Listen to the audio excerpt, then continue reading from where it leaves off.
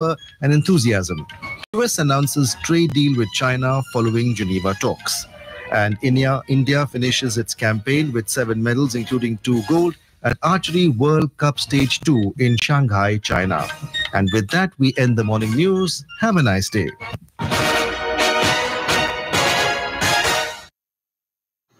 आकाशवाणीचे हे पुणे केंद्र आहे. आमची यानंतरची उद्घोषणा लगेचच. आम्ही आकाशवाणीच्या पुणे केंद्रावरून बोलत आहोत. सकाळचे 8:30 वाजले आहेत. ऐकूया मराठीतून राष्ट्रीय बातमीपत्र.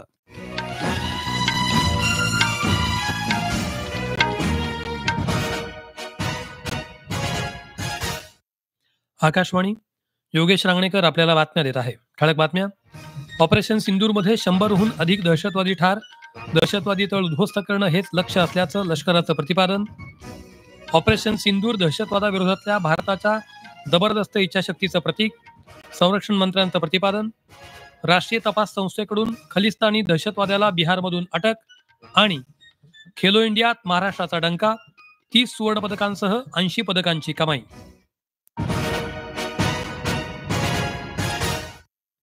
आता सविस्तर बातम्या.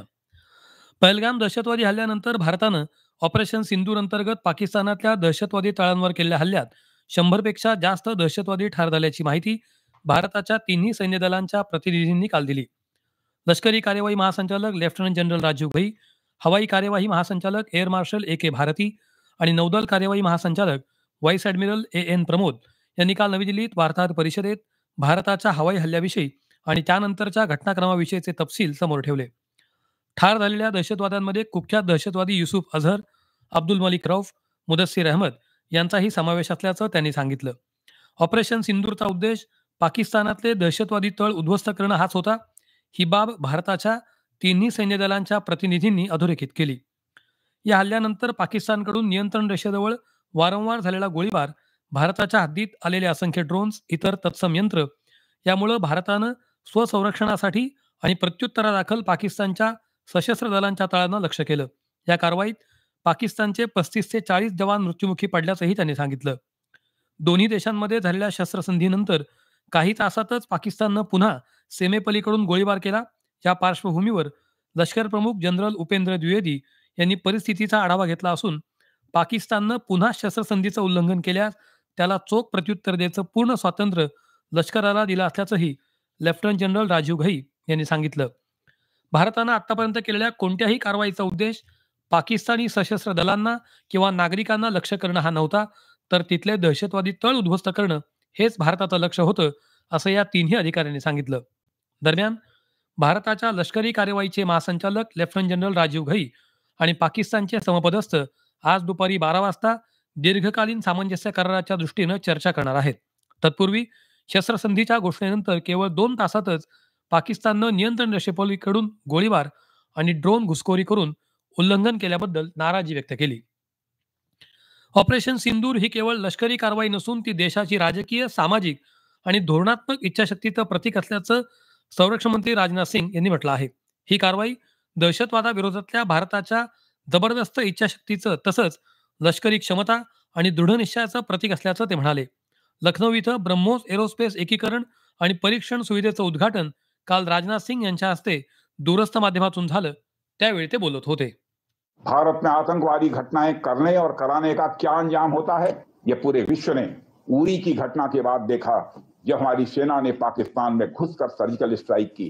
पुलवामा के बाद देखा जब बालाकोट पर एयर स्ट्राइक की गई, और अब पहलगाम की घटना के बाद दुनिया देख रही है कि जब भारत ने पाकिस्तान के भीतर घुसकर मल्टीपल स्ट्राइक्स की हैं. आतंकवाद के खिलाफ जीरो टॉलरेंस की नीति पर चलते हुए हमारे यशस्वी प्रधानमंत्री श्री नरेंद्र मोदी ने स्पष्ट कर दिया है कि यह नया भारत है जो आतंक के खिलाफ सरहद के इस पार और उस पार दोनों तरफ प्रभावी कार्रवाई करेगा. यह हमारे प्रधानमंत्री जी ने स्पष्ट रूप से यह संदेश दे दिया.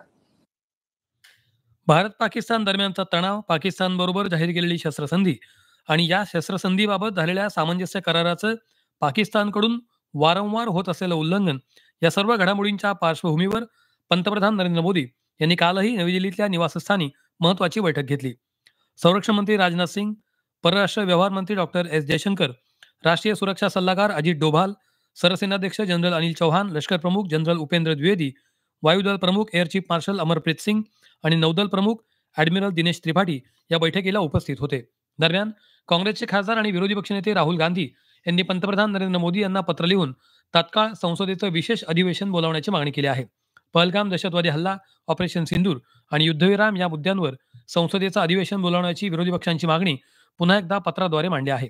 काँग्रेस अध्यक्ष मल्लिकार्जुन खरगे यांनीही या संदर्भात पंतप्रधानांना पत्र लिहिलं आहे. हे राष्ट्रीय बातमीपत्र आपण आकाशवाणीच्या पुणे केंद्रावरून ऐकत आहात. परराष्ट्रमंत्री डॉक्टर एस जयशंकर आणि इजिप्तचे परराष्ट्रमंत्री बद्र अब्देल्लटी यांच्या दरम्यान दूरध्वनीवरून चर्चा झाली. जयशंकर यांनी देशातल्या अलीकडील घडामोडींविषयी माहिती देताना दहशतवादासंदर्भात शून्य सहनशीलतेच्या महत्त्वावर भर दिला. उभय नेत्यांनी दोन्ही देशांदरम्यान आर्थिक सहकार्याच्या शक्यतांवरही चर्चा केली. देशातली सद्य परिस्थिती लक्षात घेता राष्ट्रीय आपत्ती व्यवस्थापन प्राधिकरण म्हणजेच एनडीएमएनं नागरिकांना सतर्कतेच्या सूचना जारी केल्या आहेत. समाज माध्यमावरून दिलेल्या संदेशात नागरिकांनी कोणत्याही अज्ञात वस्तूला स्पर्श करू नये, त्यामध्ये स्फोटक धोकादायक पदार्थ असू शकतात, त्यामुळे लोकांना गंभीर दुखापत होण्याचा धोका असल्याचं एनडीएमएनं म्हटलं आहे. अज्ञात सामग्री आढळल्यास स्थानिक अधिकाऱ्यांना कळवावं अशा सूचनाही जारी करण्यात आल्या आहेत. राष्ट्रीय तपास संस्थेनं परदेशातल्या बब्बर खालसा दहशतवाद्याशी संबंधित एका प्रमुख खलिस्तानी दहशतवाद्याला अटक केली आहे. मोतिहारी बिहार इथंही कारवाई झाली. कट रचण्यात सहभाग, खलिस्तानी दहशतवाद्यांच्या साथीदारांना आश्रय देणं, रसद आणि निधी पुरवणं असे आरोप त्याच्यावर आहेत. राष्ट्रपती द्रौपदी मुर्मू यांनी बुद्ध पौर्णिमेनिमित्त जगभरातल्या नागरिकांना आणि भगवान बुद्धांच्या अनुयायांना शुभेच्छा दिल्या आहेत. लोकांनी भगवान बुद्धांचे आदर्श त्यांच्या जीवनात स्वीकारावेत आणि शांततापूर्ण, सुसंवादी आणि विकसित राष्ट्र उभारणीत योगदान द्यावं अशी इच्छा राष्ट्रपतींनी व्यक्त केली. उपराष्ट्रपती जगदीप धनखड यांनीही बुद्ध पौर्णिमेनिमित्त सर्व नागरिकांना शुभेच्छा दिल्या आहेत. हा पवित्र दिवस भगवान बुद्धांच्या जन्म, ज्ञानप्राप्ती आणि महापरिनिर्वाणाचं प्रतीक आहे असं सांगत भगवान बुद्धांचा अहिंसा, दया आणि मध्यम मार्गाचा संदेश आजच्या जगात व्यक्ती आणि संपूर्ण मानवतेसाठी पूर्वीपेक्षा अधिक प्रासंगिक आहे असं उपराष्ट्रपतींनी त्यांच्या संदेशात म्हटलं आहे. बिहारमध्ये बुद्धगया इथं थायलंड, व्हिएतनाम आणि म्यानमार आदी देशांमधून लाखो भाविक बुद्ध जयंतीनिमित्त दाखल झाले आहेत. महाबोधी मंदिरात या निमित्तानं विशेष प्रार्थनेचं आयोजन करण्यात आलं आहे. आधुनिक नर्सिंगच्या संस्थापिका फ्लोरेन्स नायटिंगेल यांच्या जयंतीनिमित्त आज जगभरात आंतरराष्ट्रीय परिचारिका दिन साजरा केला जात आहे. आमच्या परिचारिका आमचं भविष्य अशी यंदाच्या दिनाची मध्यवर्ती संकल्पना असल्याचं आंतरराष्ट्रीय परिचारिका परिषदेनं म्हटलं आहे. जागतिक आरोग्य संघटनेनं देखील जगभरातल्या परिचारिकांना शुभेच्छा दिल्या आहेत. बिहारमध्ये सुरू असलेल्या 7व्या खेलो इंडिया स्पर्धेत महाराष्ट्रानं 30 सुवर्ण, 25 रौप्य आणि 25 कांस्य अशी एकंदर 80 पदकांची कमाई करत पदक तालिकेतलं अव्वल स्थान कायम राखलं आहे. योगासन स्पर्धेत पहिल्याच दिवशी महाराष्ट्रानं पदकांचा चौकार ठोकला. मुलांच्या गटात रोहन तायडे, अंश मयेकर तर मुलींच्या गटात रुद्राक्षी भावे आणि प्रांजल भान्ना या जोड्यांनी सुवर्ण पदकावर आपलं नाव कोरलं. याशिवाय महाराष्ट्राच्या संघानं आणखी 2 रौप्य पदकांची कमाई केली. भारोत्तोलनात सांगलीच्या यश खंडागळेनं 67 किलो गटात सुवर्णपदक मिळवलं. टेनिसमध्ये एकेरीत अर्णव पापरकर, ऐश्वर्या जाधव यांनी उपांत्य फेरीत धडक मारली आहे. आजपासून ॲथलेटिक्स आणि कुस्ती स्पर्धेचा थरार सुरू होणार असून यातही महाराष्ट्राला पदकांची अपेक्षा आहे. भारताचा शेजारी देश तिबेटमध्ये भारतीय प्रमाण वेळेनुसार आज पहाटे 2:45च्या सुमारास 5.7 रिक्टर स्केलचा भूकंपाचा धक्का बसल्याची नोंद झाली. यामध्ये आतापर्यंत जीवित किंवा वित्तहानी झाल्याचं वृत्त नाही. भारताच्या राष्ट्रीय भूकंप विज्ञान केंद्रानुसार भूकंपाचं केंद्र जमिनीखाली 10 किलोमीटर खोल होतं. हवामान. देशात पश्चिम बंगाल आणि सिक्कीममधल्या काही ठिकाणी हवामान विभागानं मुसळधार ते अतिमुसळधार पावसाचा अंदाज वर्तवला आहे. आसाम, मेघालय आणि पंजाबमध्ये गारपिटीसह वादळी पावसाची शक्यता आहे. मध्य महाराष्ट्र, मराठवाडा आणि विदर्भातही आज तुरळक ठिकाणी जोराचे वारे आणि विजांसह पावसाचा इशारा हवामान विभागानं दिला आहे. या 7 दिवसात मध्य भारतात कमाल तापमानात 2 ते 3 अंश सेल्सिअसनं वाढ होण्याची शक्यताही वेधशाळेनं वर्तवली आहे. शेवटी पुन्हा ठळक बातम्या. ऑपरेशन सिंदूरमध्ये 100हून अधिक दहशतवादी ठार, दहशतवादी तळ उद्ध्वस्त करणं हेच लक्ष्य असल्याचं लष्कराचं प्रतिपादन. ऑपरेशन सिंदूर दहशतवादाविरोधातल्या भारताच्या जबरदस्त इच्छाशक्तीचं प्रतीक, संरक्षण मंत्र्यांचं प्रतिपादन. राष्ट्रीय तपास संस्थेकडून खलिस्तानी दहशतवाद्याला बिहारमधून अटक आणि खेलो इंडियात महाराष्ट्राचा डंका, 30 सुवर्ण पदकांसह 80 पदकांची कमाई. याबरोबरच हे राष्ट्रीय बातमीपत्र संपलं. नमस्कार.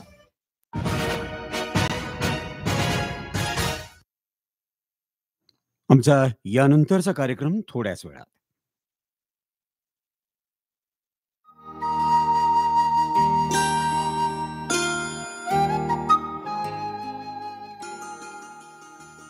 आकाशवाणीचं हे पुणे केंद्र आहे. यानंतरचा कार्यक्रम आकाशवाणी मुंबई केंद्राच्या अस्मिता वाहिनीवरून. ची गरज याविषयी डॉक्टर दीपा श्रावस्ती यांची सुहास नंदुरे यांनी घेतलेली मुलाखत. निर्मिती सहाय्य तेजा दुर्वे. निर्मिती आकाशवाणी कोल्हापूर. श्रोते हो नमस्कार. आज 2587वी बुद्ध पौर्णिमा म्हणजे तथागत गौतम बुद्ध यांची जयंती. त्यांना लाईट ऑफ एशिया असंही म्हटलं जातं.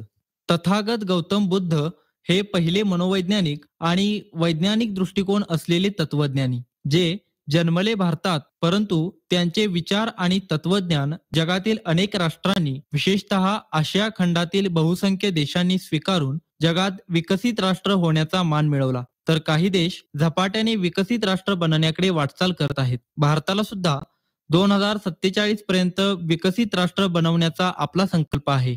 तेव्हा भारताला विकसित राष्ट्र करण्यात बुद्ध तत्वज्ञान कसं उपयोगी पडू शकतं याविषयी अधिक जाणून घेण्यासाठी आज स्टुडिओत आमंत्रित केलेला आहे डॉक्टर दीपा श्रावस्ती मॅडम यांना.